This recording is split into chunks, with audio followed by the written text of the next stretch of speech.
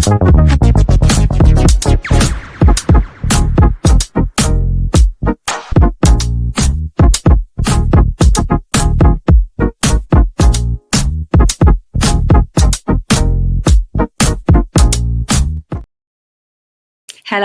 West Ham Network. It is transfer deadline day in January. How are we all doing? I want to make this a really nice live little chat. So whatever you're up to, drop us a comment. I want to know what your thoughts are on this transfer window so far. We've actually been asking people today, what would you rate it out of 10 as January transfer windows go? A lot of people saying a 2, which is interesting. I want to hear your thoughts. So tell me what you would rate it out of 10 and also why, what you're thinking.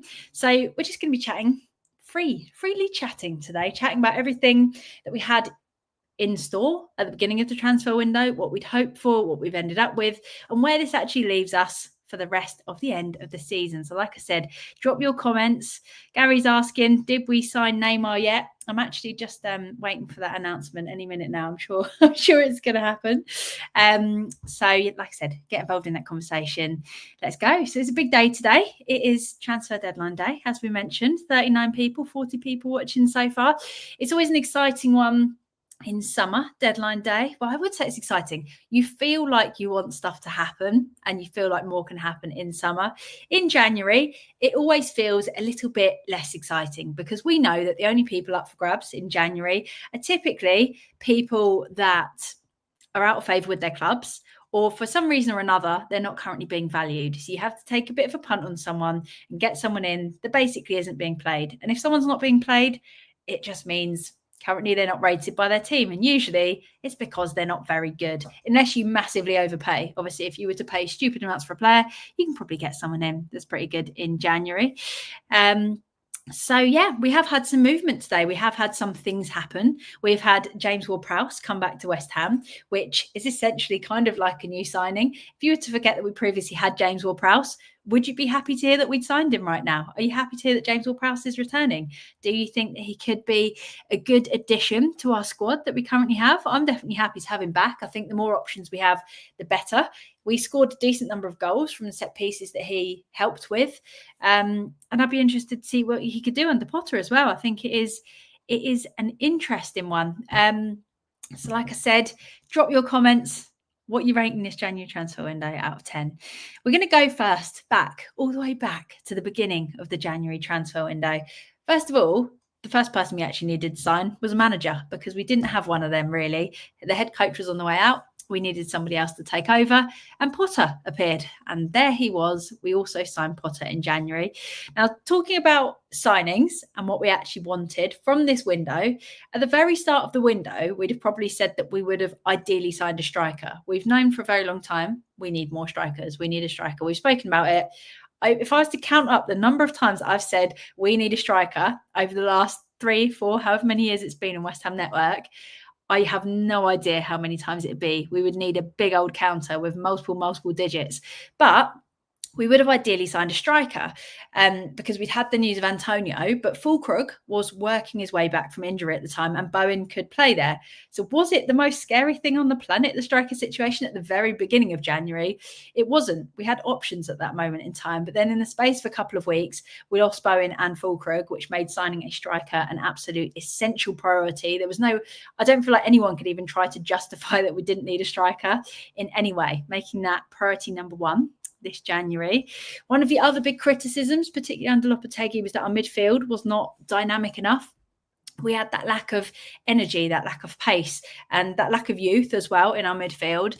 And that was something that we really wanted to fix this window. We wanted someone to come in and just rejuvenate our midfield and link up play again in that midfield and just fix things that felt a bit broken and a bit too choppy around there. And bring a bit of energy because that's what we needed. It all looked a bit slow, mundane and horrid.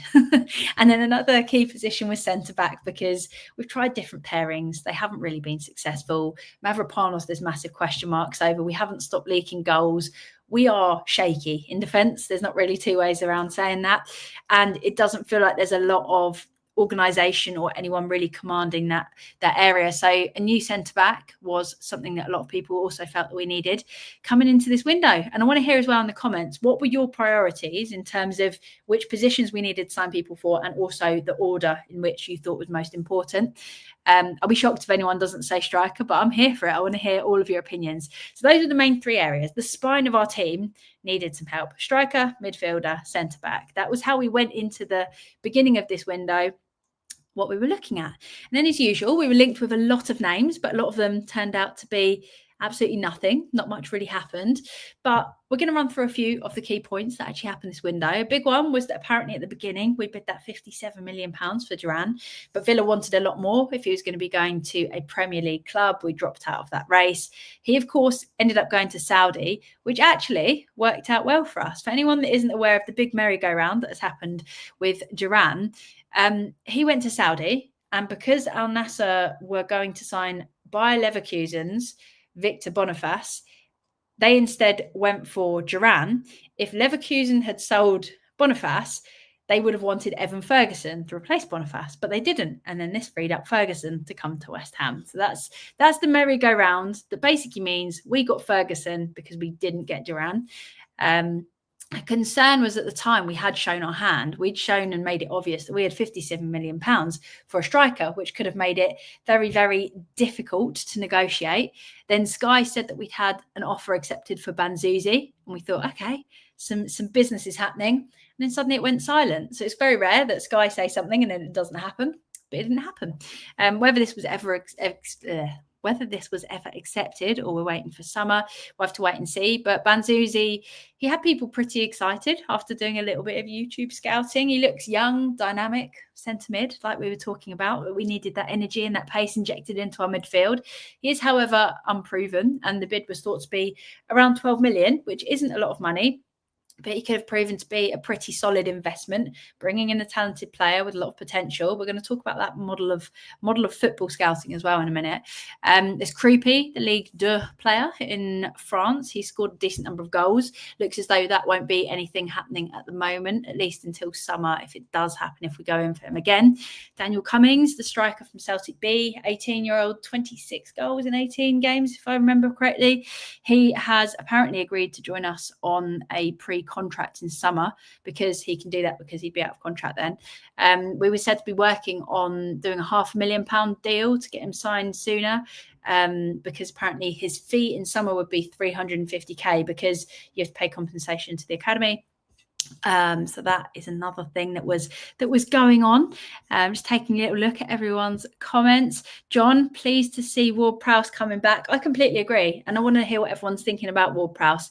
Do we think this is someone that we should be using regularly in games? Do we think this is someone that is just another little tool in our arsenal that perhaps we could pull out James Ward-Prowse for a set piece or two to do something a bit different and throw teams off, so they've got to prepare for a different game plan of a few nice set pieces coming into the box? What are we thinking about the use of James Ward-Prowse? But I think he's brilliant. To be honest, he is the kind of player that in January, getting him back feels like a bit of a new signing. And we know that he can perform well. We know that he can do some good deliveries. We know that in terms of corners, he's brought good things to us. And he's a decent calibre of player. In terms of wanting more players and more options in that midfield, he's definitely someone that we can bring in. We know what we could expect. And under Potter, it'd be exciting to see what he can do.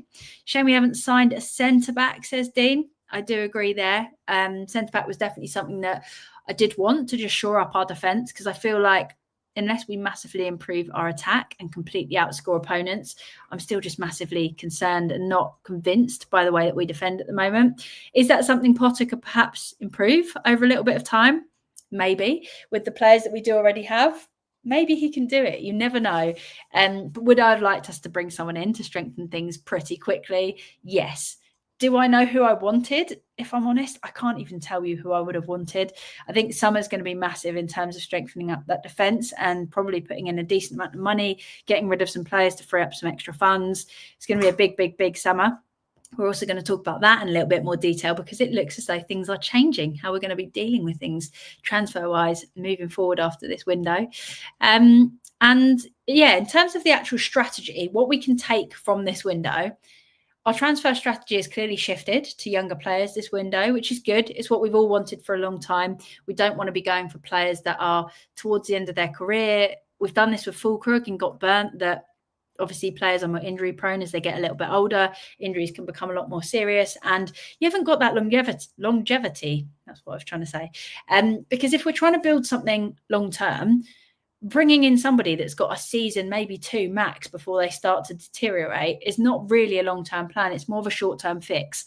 And I think often that's what happens in January, is that you bring people in that are a short-term fix. We're going to be taking a look as well about Evan Ferguson and the fact that this has been done on a loan and what that actually means. But in terms of fixing a problem that we currently have, short term is absolutely fine, but you've also got to have that long-term strategy in. I don't think there's anything wrong with a loan if that's the only way that you can get somebody in and that's what's going to help you most at this moment in time. But you've also got to be looking at long-term, bringing in youth, building up your academy players to be able to come in and lots of things like that. But it is good to see, music to our ears, that we are bringing in younger players. We're not just bringing in the 28 to 30-year-olds. And on top of that, what I think is going to change massively from, obviously we saw it already starting this window, but from summer, Tim Stuyton seems to have lost all power, disappeared off the face of the earth. However you want to word it, it doesn't look like Tim Stuyton is in charge of our strategy anymore.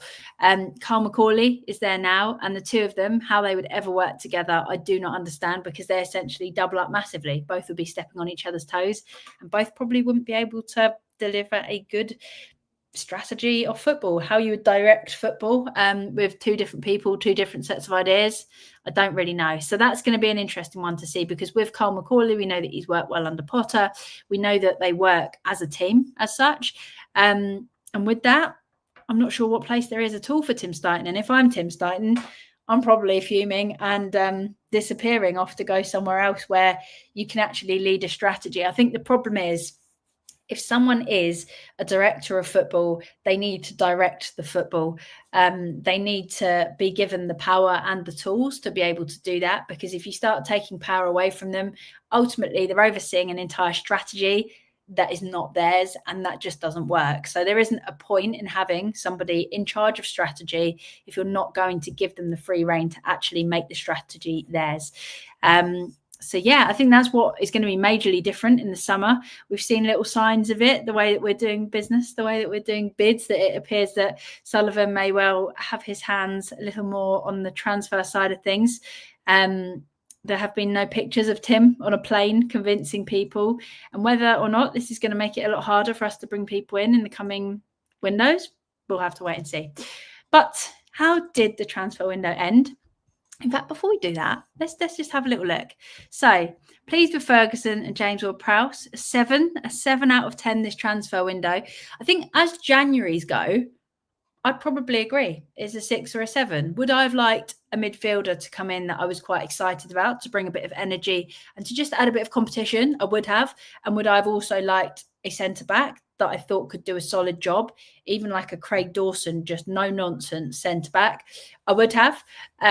But striker was what I was going to say was the most important piece. And I think James Ward-Prowse can do a job in the midfield. So ultimately, the only thing we've not done there is address the centre-back issue, in my opinion. We're still getting croupy. I haven't looked in the last 20 or so minutes, but last thing I heard was that nothing was actually occurring currently. So it'll be interesting to see if we can get any more done before the end of the window. It closes tonight, but we'll have to see. Rob is hoping that we get a couple more in. Yes, Rob, we always want more business, don't we? We want more. We want more. Gary's giving it a 3. Got a loan with no obligation or option. We've got a player that we already have. Given our woeful lack of depth, it's been a bit underwhelming. Like we said, there were more positions for us to strengthen. There always are in any club, and at West Ham. We didn't address the defence situation. You're correct that the striker is not a long-term solution based on the deal that we got. And James Ward-Prowse we did already have. So when you put it like that, maybe it's not quite a 6 or 7, but hopefully we're pleasantly surprised by James Ward-Prowse and what Ferguson can do. So we might as well talk about Ferguson now. I was going to chat about him in a bit, but there's too much in the comments chatting about him. Like I said, if you're new around here, What are you rating this January transfer window out of 10? And I want this rated as a January transfer window, not just a transfer window. I want it in line with January's. But yeah, Ferguson, I'm actually excited to see what he can do at West Ham. There's no arguing that striker got to be our priority.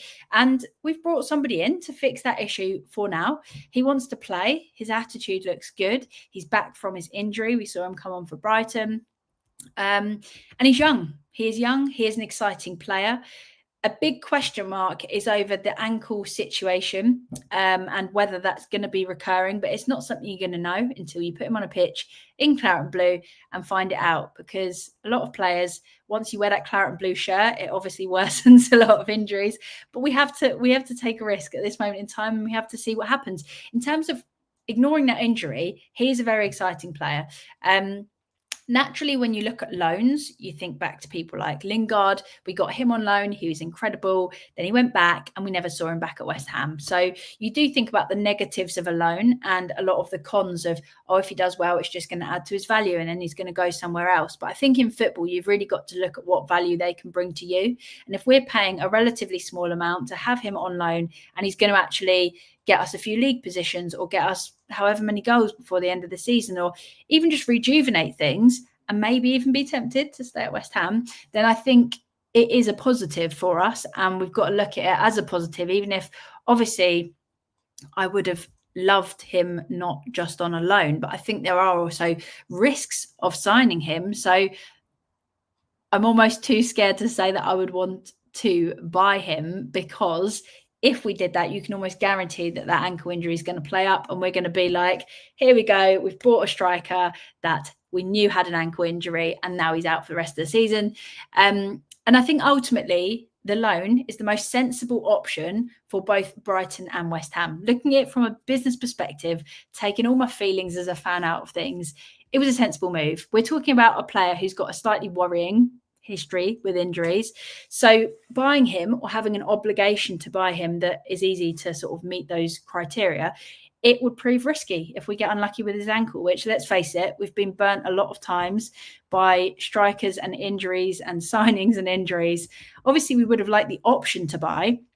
That would have been the dream. But Brighton wouldn't want to do this, because if we signed him with an option to buy, that's essentially the same thing as just doing themselves over, because if he performs amazingly and his value skyrockets, they've missed out. So they either want the money or they want him back at their disposal to do with what they want at the end of this window. So basically, he wants minutes, we want a striker, and they don't want to risk losing somebody really, really cheaply. And given those criteria, I think it's kind of worked for all parties, and it's how we've managed to get it over the line. My hope is that Ferguson's going to perform really well for us. He wants to remain at West Ham, and then he's going to push for the move, but when it unfolds.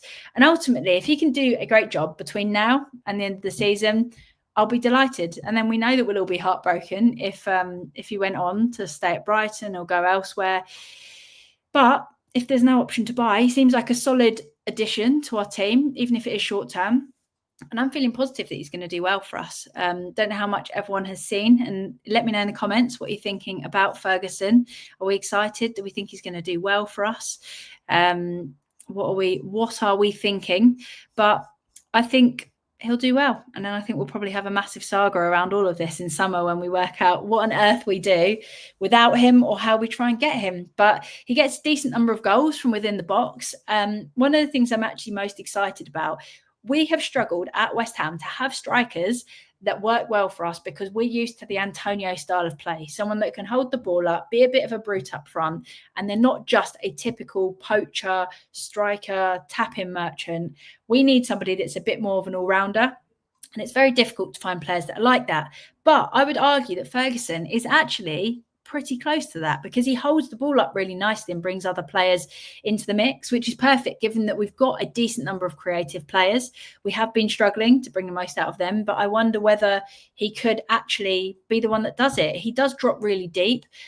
He gets the ball, he brings it up the pitch, and then he turns it into goal scoring opportunities, whether it's him scoring it or somebody else. So I do think that Ferguson is going to be able to just add a bit more oomph into our midfield, that oomph that we've been missing, where we're not really getting the ball through the midfield. The way that he drops into midfield to get the ball, I think might just wake up the players that are playing in midfield, but also mean that other players can just push forward and he can get them the service as well. So it's going to hopefully bring the best out of more than just Ferguson, but other players that we already have at West Ham. So let me know your thoughts. James Ward-Prowse didn't even score a free kick. It's true, but I remember, can't speak today. I remember some very, very exciting corners that he took. And it was always from one particular area of the pitch, because I remember sitting, watching bottom left every time, watching him whipping those corners that did go pretty well. So you never know. He could do some good things for us. Potter could bring the best out of him. Alex Ferguson has apparently less brittle ankles. Brittle, what a word to describe an ankle. Billy has got faith in Potter. I've got faith in Potter. I have always got faith in head coaches until proven otherwise, because otherwise I think, what is the point in being a football fan if you're not a hopeless, optimistic fan that gets your heart broken at times, but it's more fun that way. So hopefully Potter can work with the players that we've already got. Hopefully having Ferguson means that we can actually start scoring some goals. And I just want some new blood to just come in and just inject a bit of life into our team. Remind people why it is actually really exciting to play for West Ham, because, yeah, I just think it'll be really good. Michael saying Ferguson deals a lose-lose. If he does well, Brighton will ask silly money. If he flops, we're back to square one. I understand what you're saying. I definitely get that, Michael. But I think there is the other side of that where he does well. And as a result of that, we do better this season. I do think it's a difficult one in terms of the saga that's going to unfold if he does do well. I'm almost looking at it from a more short-sighted perspective, where if they weren't willing to sell and we don't have the finances to massively overpay, then we've kind of got the best that we could get in terms of somebody that could do well. And the benefit of that is us just having a better season, and hopefully him bringing the most out of a few other players and waking us up a little bit. But yeah, it will mean if he does well that his value is going to skyrocket, and that will probably mean that Brighton either want to keep him or they're going to sell him for silly money. Would we potentially pay silly money for him? Would he potentially push for a move, saying he wants to come to West Ham if he knows he's done well at West Ham and sees us as the next point in his career? There's going to be a lot of discussion around it if he does well. Basically, if he does well, great news. West Ham are going to be in a better position in the league. We're going to have scored some goals. Other players might be performing a bit better. Downside, we're going to just be stressing all summer about if we lose him, how we can get him, and what is happening.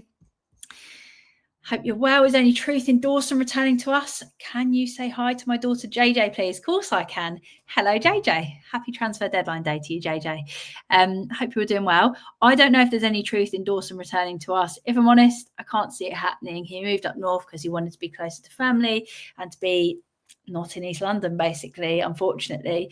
I'd love to see Dawson back at West Ham. That's what we need right now. We need someone that takes no crap to just go in and tell people what is needed in that centre-back positioning and just sort stuff out. Because at the moment, it just feels so messy and so disorganised that I really, really think that Dawson would be the kind of player that would come in and help us. Sullivan's still going for Dawson. Again, it would be a short-term, short-sighted kind of approach to fixing a problem right now. Is Dawson the solution for seasons to come? Unfortunately not. He's too old. But would he help currently until we can find something better in the summer? Yes. All of this really does rely on us, though, working hard now to have a strategy that in summer we hit the ground running and we start strengthening all these positions where we need longer-term options. Agreeing that James Ward-Prowse transforms our midfield from very slow to very slow. Is that very, very slow? Does it get slower, or is that just the same amount of slow? Yeah, it doesn't. James Ward-Prowse does not bring pace. If we want pace, he's not the kind of player that does it. Like I said, I'm hoping that Ferguson dropping deep, how he does, and then bringing the ball up will mean that we can get the ball out of that midfield area where we seem to just stagnate a little bit. Obviously, I'm not pinning all my hopes on fixing midfield on our striker that is on a 6-month loan, but I'm hoping that might change things slightly. I'm not sure in open play, James Ward-Prowse is the kind of player that massively excites me, but you never know. Maybe he'll perform better under Potter.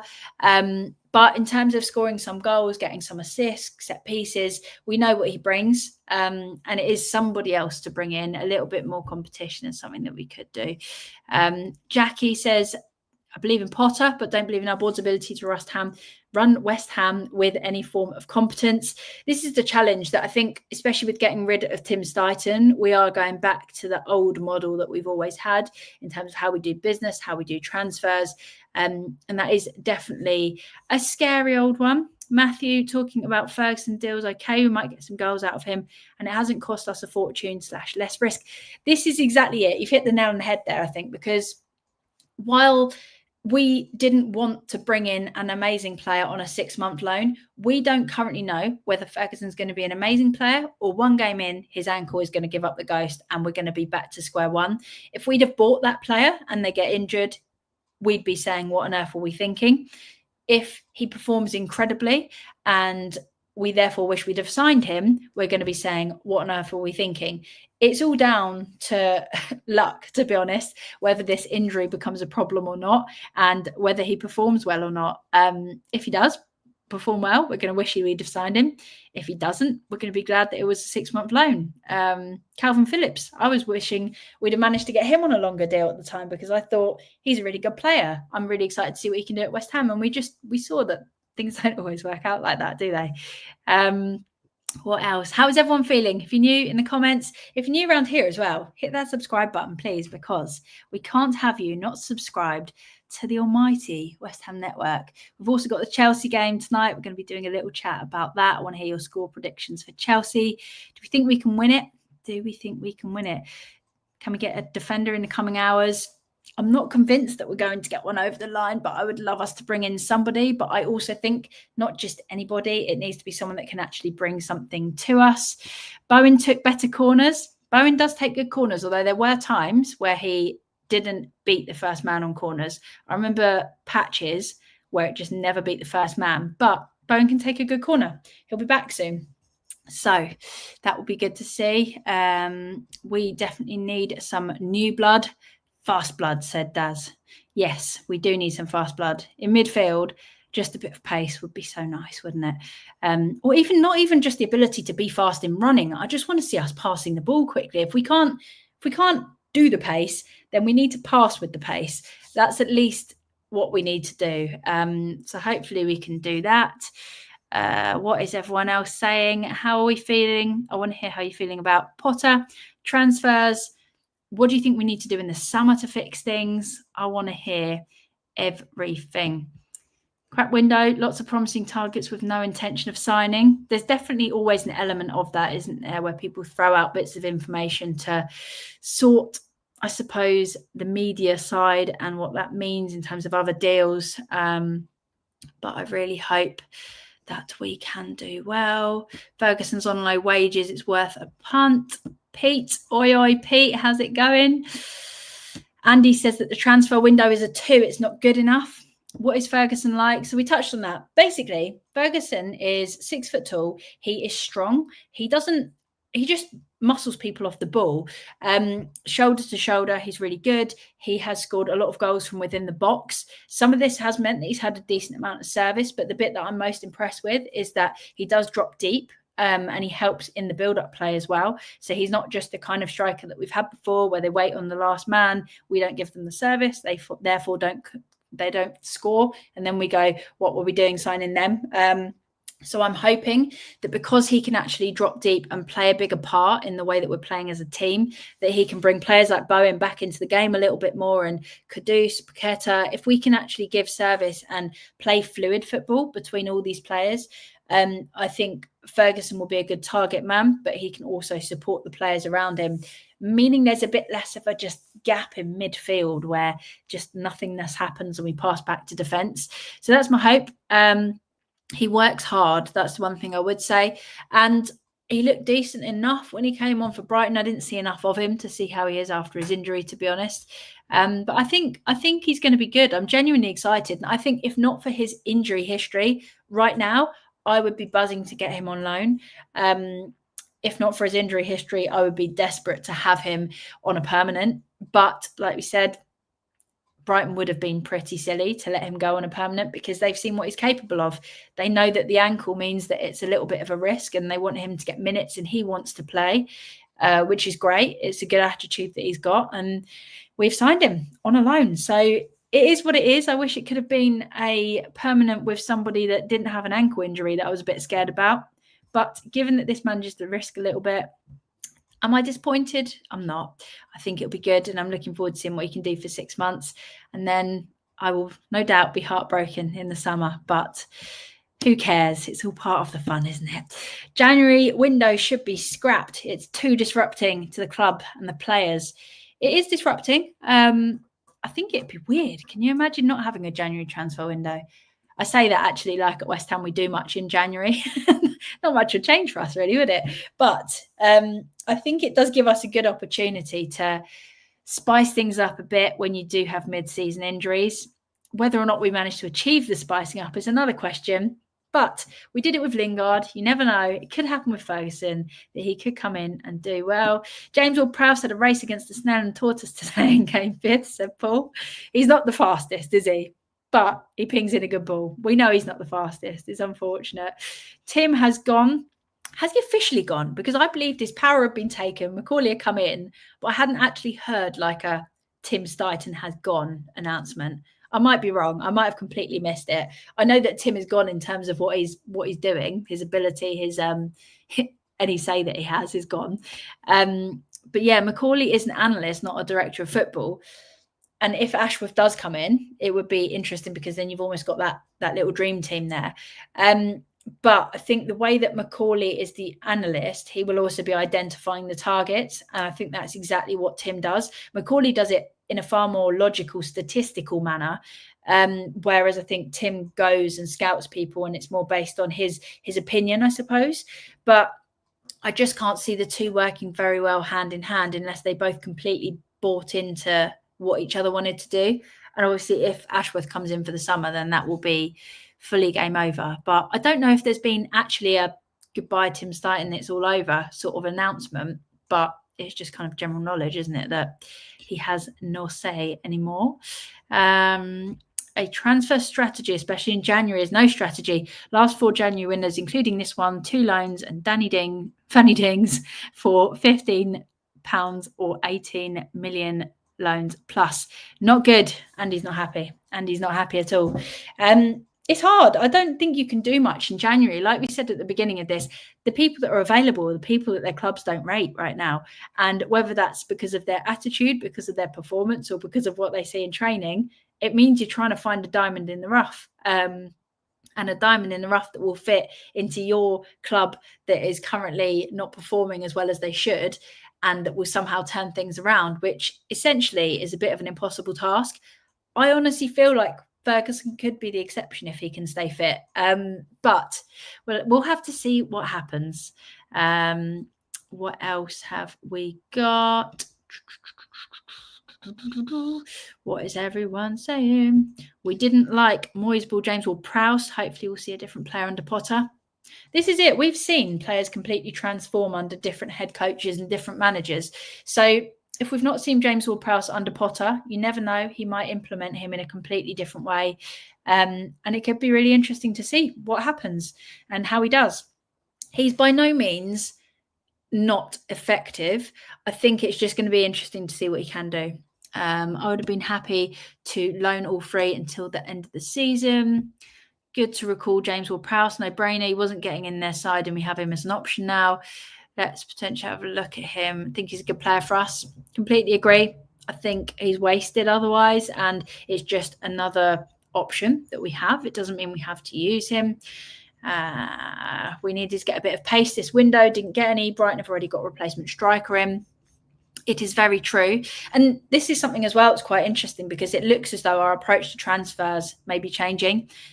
Potter and Macaulay are quite likely to adopt more of an approach like they did at Brighton, where they find those relatively cheap, talented players and then look to improve them and either use them or sell them for a profit if they're given the time. Even going after Krupi is an example of this. These are the players that you're not spending 30, 40, 50, 60 million on them. You're spending 10, 20, maybe 30 million on them. And it's the Brighton model that people have spoken about very positively over the years. And if it works, it could be really interesting to see which players that we bring in. But it's quite a statistical approach where they identify players. It's almost like Moneyball. For anyone that hasn't seen Moneyball, go and watch it. It's the best film, I think, of all time, I would argue. But they look at the attributes that players have and bring people in to fit the positions that they need, not just like we need a fast. They'll look at a fast winger, not a good winger. They'll look at somebody that plays 1-2s nicely if that's what we want to do.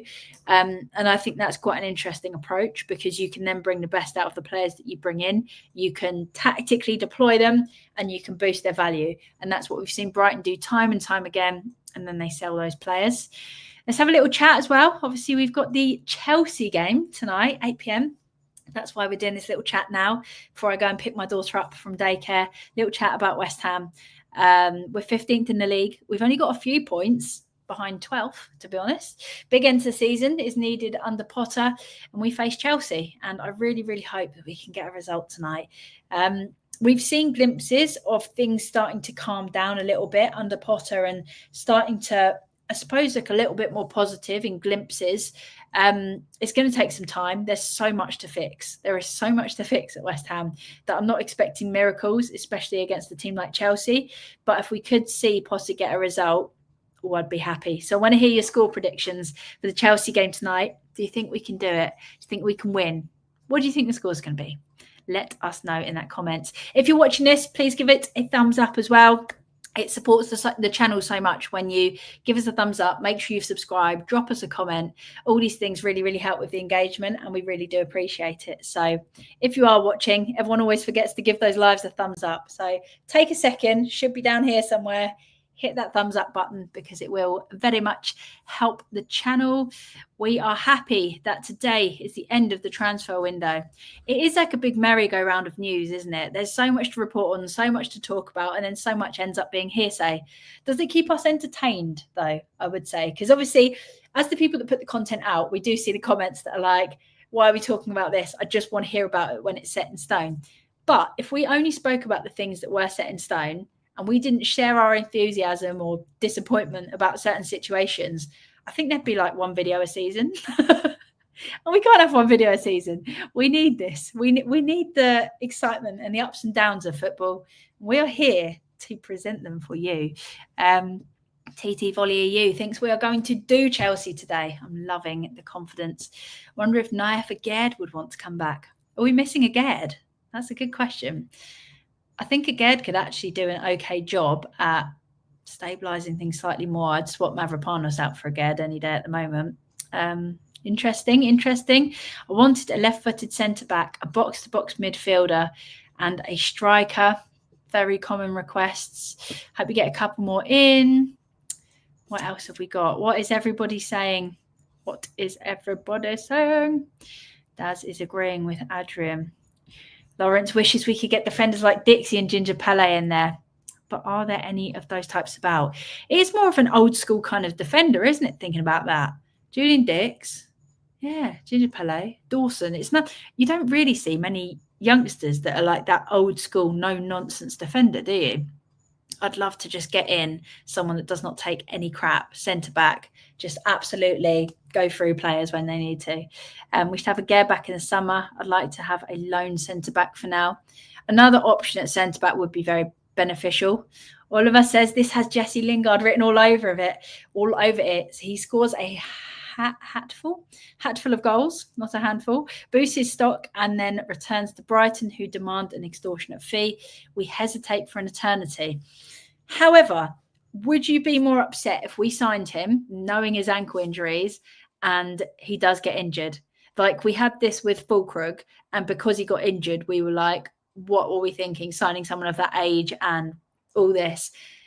But if we know that Ferguson is injury prone and has literally had an injury until he just started playing again, and he's been out multiple times with these ankles and a knee, is that too silly to sign someone? I don't know. I just feel like this mitigates the risk, but you can guarantee it will come back to bite us in the arse, and that he'll be incredible, and then we will be having to pay 100 million to get him if we want him. But I think short term it's going to benefit us.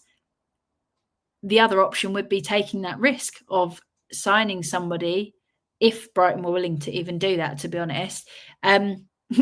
Just like everyone else, I would have wanted the option to buy, not the obligation, and not having to actually buy him. I would have liked the option, but, you know, we're never going to get that. We We hesitate for eternity only to lose him to another team willing to pay a couple more million than we refuse to offer. That does seem to be the West Ham way, doesn't it? That we say, no, I'm not paying that extra 30 quid, and then someone will actually successfully sign them for that.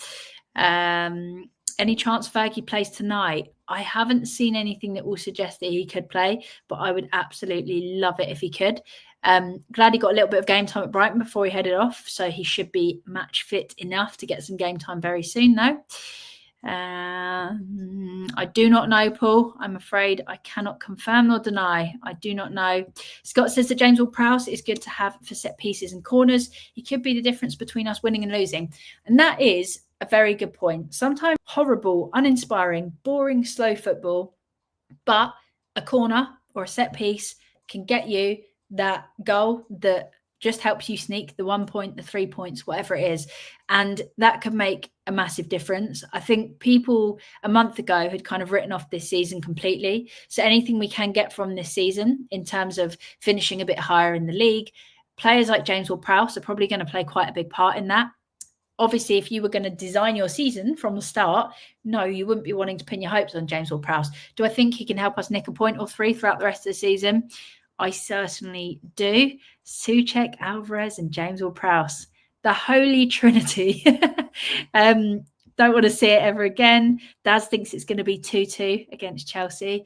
I'm going to say my Chelsea prediction is going to be 2-2 as well. I think we'll score a couple, but I just don't think we can defend well enough against Chelsea.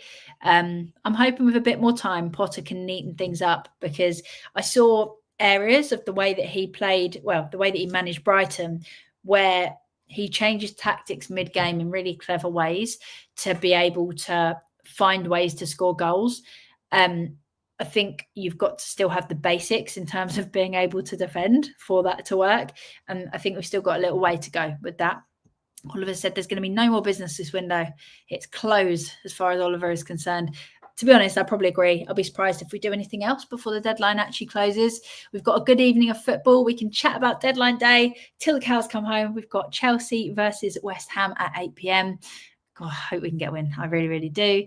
Is there going to be a watch along for the game today? I'm not available, unfortunately. I'm not 100% sure if Anton and Russ are actually. Let me check and get back to you all. 9-1 for a West Ham win tonight, worth a fiver.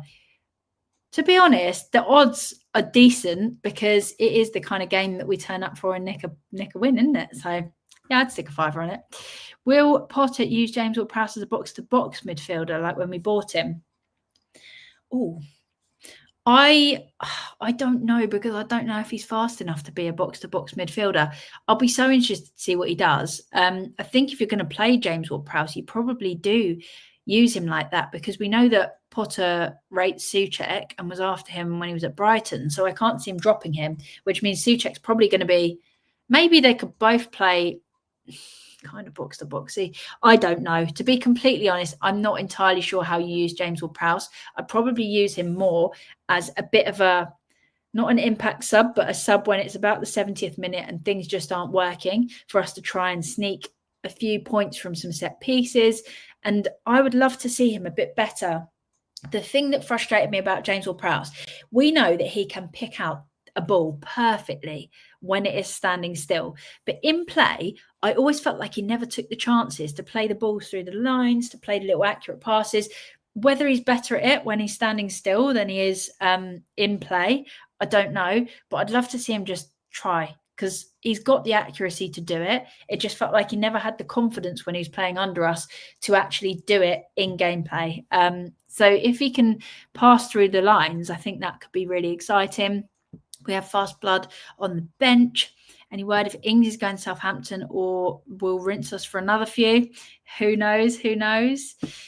Yes, Ferguson has got good striker instinct. He's not just a lump up front. Completely agree. He is a very, very talented player.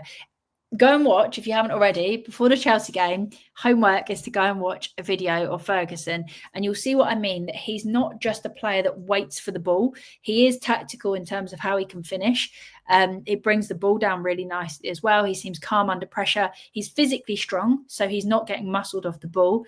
But on top of that, he drops deep, and that means that he can actually help get the ball towards the goal, and he's not just waiting for service where we've struggled as a team before.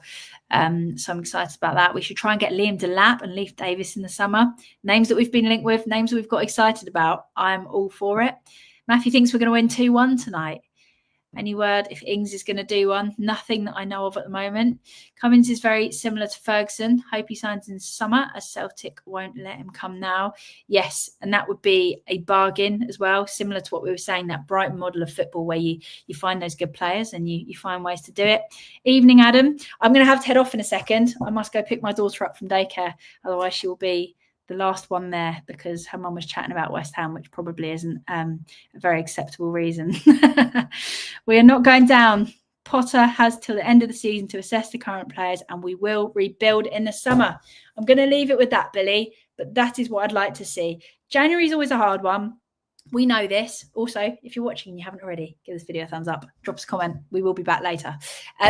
But yeah, I think we need to get what we can from this January. Ferguson, I think, is a good, talented player, and I'm excited to see what he can do for us.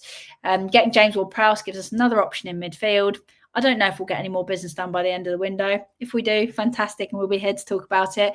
If not, I think we've just got to try and get the best out of the players that we do currently have.